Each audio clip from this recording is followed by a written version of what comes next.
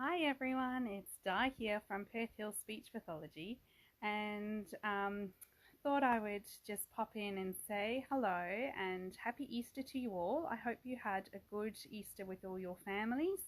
Not too much chocolate, there was way too much consumed in my house, and wow, the headache. But anyway, and that was just mine.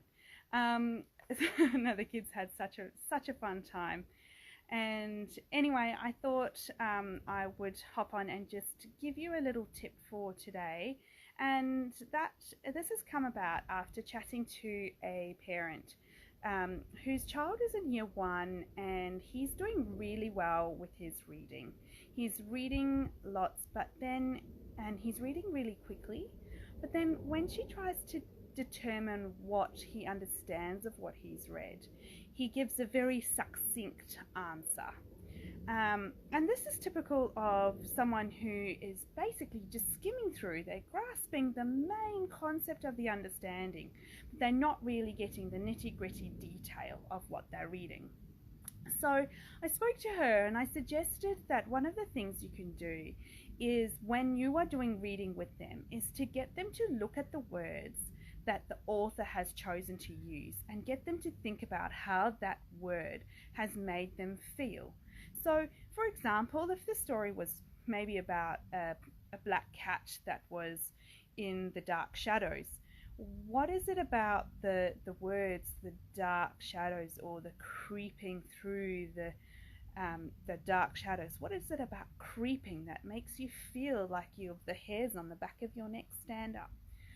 So, what words has the author chosen that makes you feel the way that you feel? So, the way by doing this and by explaining and getting them to talk about it means that they're going to start identifying, hey, there are some really quite descriptive words in what I'm reading, and this is adding meaning to my to what I'm reading. And then when it comes time for them to be able to write down their creative writing when they're in year two or year three, they've got a really good bank of words that they know that other authors have used to change their feels of the piece of work, and therefore they can use those in their work as well.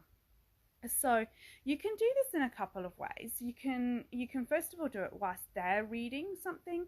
They can you can stop them and say, okay, so how do you feel after you've read that? And now let's look at the words that the author's chosen for you that make you feel that way. And then get a thesaurus out so that you can change some of those words and see if it feels a little bit different when you use the word creeping versus whether you use the word stalking, for example. And the other way you can do it is if you read the story. So then you can look at texts that have got a bit more complexity to them rather than the small decodable readers that we tend to be that the kids tend to be reading. So you read a book that's got more complexity, and once you've read a paragraph and then discuss the same thing, how does that make you feel?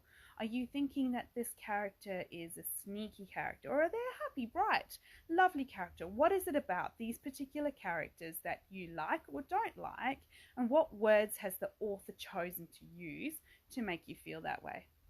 So in summary, we can, by explaining and discussing the way that the words that an author uses, we can bring this to the attention of our kids and help them in the long run with their creative writing to take it further.